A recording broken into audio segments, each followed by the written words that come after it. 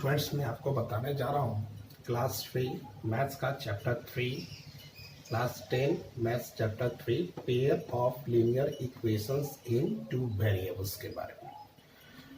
तो सबसे पहले मैं बताने जा रहा हूँ कि वेरिएबल क्या होता है। तो वेरिएबल जो है VARIABLE वेरिएबल किस वर्ड से बना हुआ? तो वेरी वर्ड से, VARY। वेरी का मतलब क्या होता है? डिफरेंट। वेरी का मतलब क्या होता है? डिफरेंट। दैट मीन्स ऐसा टर्म जिसका डिफरेंट वैल्यू हो उसे हम लोग क्या कहते हैं? वेरिएबल। जितने भी अल्फाबेट होते हैं ABCD XYZ ये सब क्या हमारे वेरिएबल है, क्योंकि इसका फिक्स्ड वैल्यू नहीं होता है, इसलिए इसको हम लोग क्या बोलते हैं? Variable. Equation containing variable and constant having left hand side और राइट हैंड साइड। इक्वेशन क्या होता है? जिसमें वेरिएबल और कांस्टेंट का कॉम्बिनेशन हो और इक्वल टू लगा, डेट मीन्स एक लेफ्ट हैंड साइड हो और राइट हैंड साइड हो, तो उसको हम लोग क्या बोलते हैं? इक्वेशन। लीनियर का मतलब क्या होता है? अगर हमारा वेरिएबल का highest power of the variable अगर 1 होता है तो इसको हम लोग क्या बोलते हैं? लीनियर।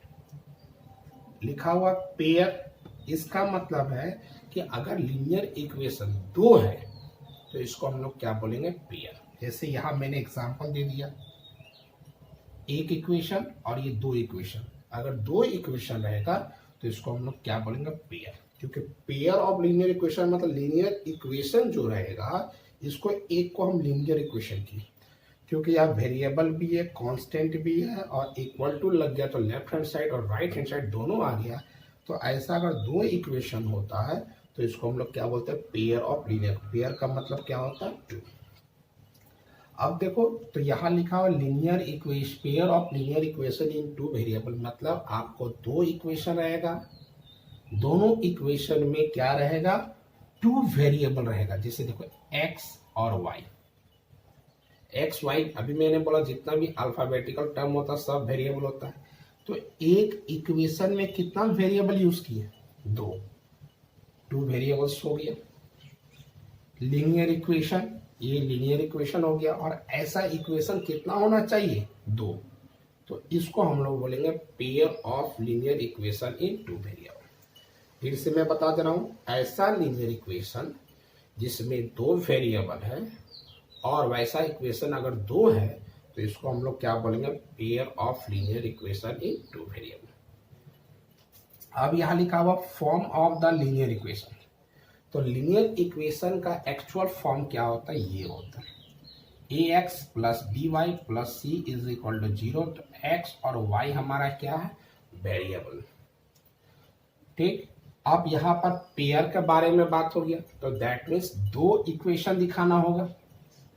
तो जनरल हमारा क्या होता है? ax plus by plus c is equal to 0, लेकिन हमें तो 2 दिखाना है। तो जिस तरह किसी क्लास में अमित नाम का 2 लड़का होता तो एक अमित 1 एक अमित 2 कर देते हैं, लेकिन अकेले रहेगा तो अमित सिंपल बोल देंगे। तो उसी तरह यहाँ पर क्या x y है, यहाँ भी x है, यहाँ भी x है, इसमें भी y है, इसमें y है। बस अंतर क्या है कि हमारा a b और c जो था वह a1 b1 c1 हो गया पहला इक्वेशन के लिए। सेकेंड इक्वेशन के लिए a2 b2 और c2। अब जैसे एग्जांपल के लिए मैंने लिखा 4x plus 7y plus c plus 5 is equal to 0, ये मेरा पहला इक्वेशन हो गया। 2x plus 3y plus 8 is equal to 0, ये सेकेंड इक्वेशन हो गया। अब पहला इक्वेशन है, इसका मतलब x के साथ जो रहता है वो हमें क्या बताता है? a। तो a1 मेरा हो गया 4, b1 हो गया मेरा 7 और c1 हो गया मेरा 5।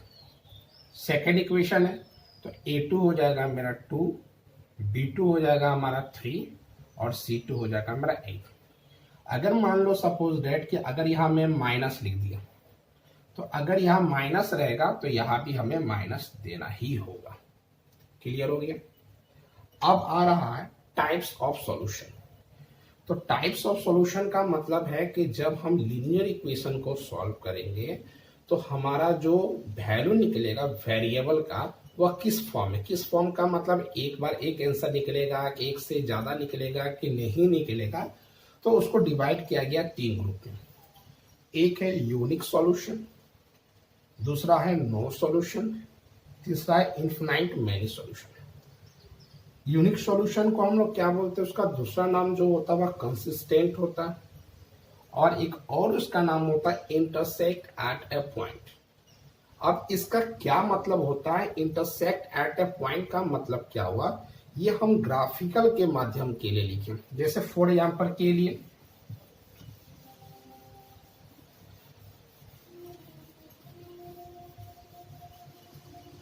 अब देखिए, जैसे यूनिक सॉल्यूशन, यूनिक सॉल्यूशन का मतलब है कि अगर हम किसी लीनियर इक्वेशन को हम सॉल्व करते हैं, ठीक, पहले हम यूनिक सॉल्यूशन के बारे में ही बता दे रहे हैं।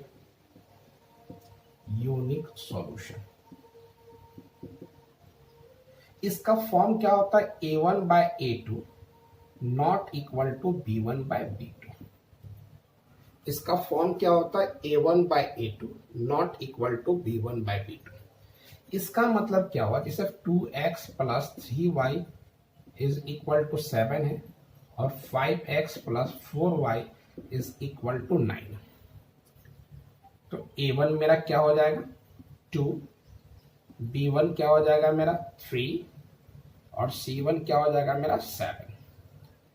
a2 हमारा क्या हो जाएगा 5, b2 हमारा क्या हो जाएगा 4, और c2 मेरा हो जाएगा 9। तो क्या है, a1/a2 का वैल्यू क्या है 2/5, और b1/b2 का वैल्यू क्या है 3/4। क्या ये 2/5 3/4 के बराबर है? 2/5 और 3/4 आपस में बराबर नहीं, इसका मतलब a1/a2 not equal to b1/b2। इस फॉर्म को हम लोग क्या बोलेंगे, यूनिक सॉल्यूशन। अगर हमारा दो इक्वेशन दिया हुआ है, इसके माध्यम से a1 a2 b1 b2 c1 c2 निकाल लेंगे, और देखेंगे कि क्या a1/a2 b1/b2 दोनों आपस में बराबर है कि नहीं है। अगर नहीं है तो लिख देंगे a1/a2 not equal to b1/b2, और ये कौन सा सॉल्यूशन हो गया, यूनिक सॉल्यूशन। यूनिक सॉल्यूशन का दूसरा नाम क्या होता है, कंसिस्टेंट। जितनी भी सॉल्यूशन होते हैं उसको तीन, यहाँ पर 3 ग्रुप दिए हैं, और दूसरा क्या होता है कंसिस्टेंट या इनकंसिस्टेंट, उस 2 ग्रुप में डिवाइड किया था। तो इसको हमने यूनिक सॉल्यूशन को हम लोग कंसिस्टेंट भी बोलते हैं, और ग्राफ के हिसाब से इसको हम लोग बोलते हैं intersect at A point. Intersect at A point का मतलब है कि अगर हम ग्राफ बनाते हैं तो 2 लाइन आपस में कहीं ना कहीं एक जगह कटेगा। यूनिक सॉल्यूशन अगर क्वेश्चन रहेगा, अगर उसको हम ग्राफिकल मेथड से सॉल्व करेंगे, तो हमारा एक इक्वेशन से ये लाइन बना, दूसरा इक्वेशन से ये लाइन बना, और आपस में कहीं ना कहीं एक जगह कटेगा, तो आप फिगर के हिसाब से बता सकते हो कि वह हमारा यूनिक सॉल्यूशन है। और याद रखना, यूनिक सॉल्यूशन में x का वैल्यू भी एक ही निकलेगा और y का भी वैल्यू एक। अब हमारा सेकंड जो है वो है हमारा no solution. No solution, no solution में क्या नियम होता है, a1/a2 is equal to b1/b2 but not equal to c1/c2। इस कंडीशन में क्या हुआ, मान लेते हैं 2x plus 3y is equal to 5, 4x plus 6y is equal to 7। a1 मेरा 2, b1 मेरा 3, c1 मेरा 5, a2 हमारा 4, b2 हमारा 6, और c2 हमारा 7। तो a1/a2 इज इक्वल टू 2/4 है, कट करेंगे तो 1/2 आ जाएगा।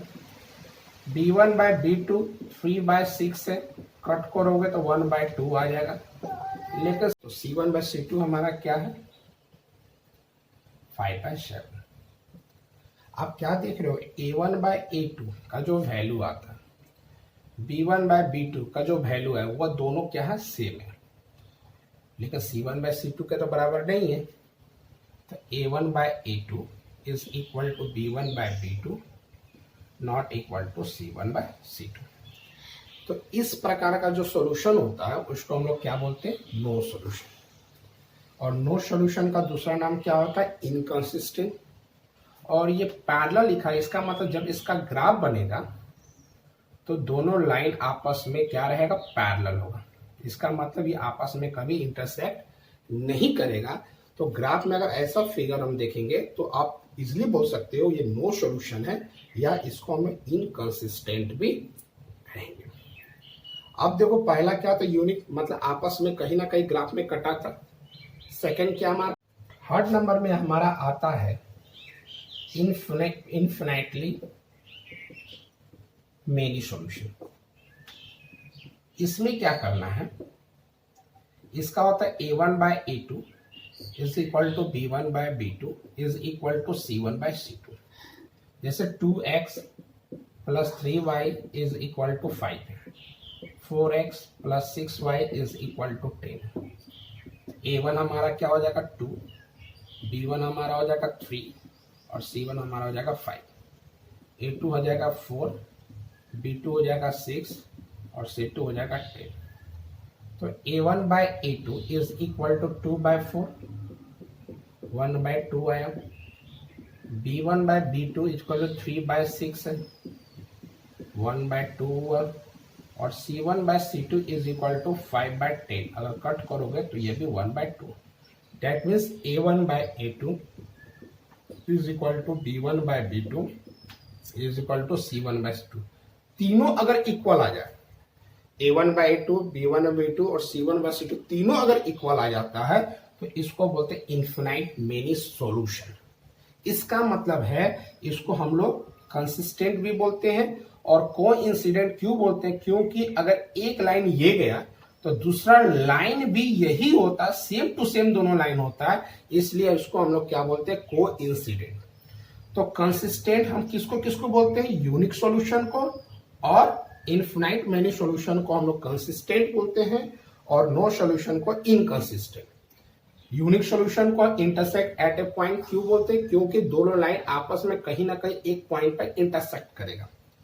नो सॉल्यूशन दोनों लाइन एक दूसरे का पैरेलल होगा ग्राफ पे, और इनफिनाइट मेनी सॉल्यूशन एक लाइन के ऊपर ही दूसरा लाइन मैच कर जाएगा, ओवरलैप कर जाएगा, कोइंसिडेंस फॉर्म रहेगा, तो इसको हम लोग क्या बोलेंगे, यूनिक सॉल्यूशन। तो अगले वीडियो में एनसीईआरटी के एक्सरसाइज के बारे में मैं डील करूंगा।